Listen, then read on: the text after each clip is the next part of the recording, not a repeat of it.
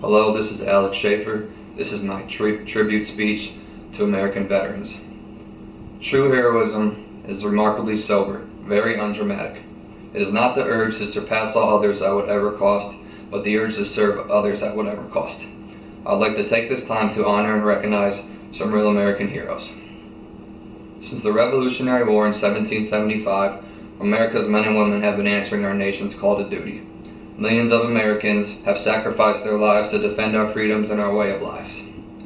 Today, many young men and women continue to make that sacrifice, and even while this is happening, the next generation of soldiers steps up, volunteers, and says, "I'm ready to serve." These soldiers follow the footsteps of many great American heroes from generations before them.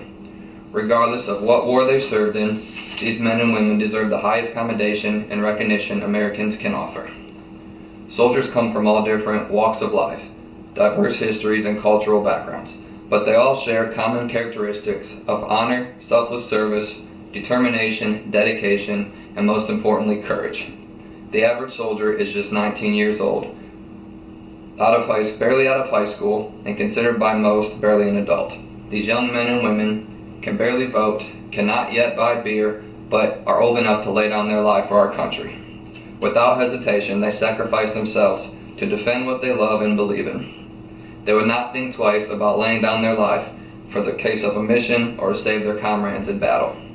They have been trained to be violent when necessary, but prefer compassion when able. They can use their hands as weapons and weapons as their hands. They work twice as hard for half the pay of civilians without complaints and witness more death and pain and suffering in their short lives than any human should.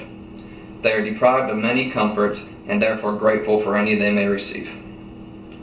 Most importantly, these young soldiers stand ready to deploy, engage, and destroy the enemies of the United States in order to keep our country safe and protect the ones we love.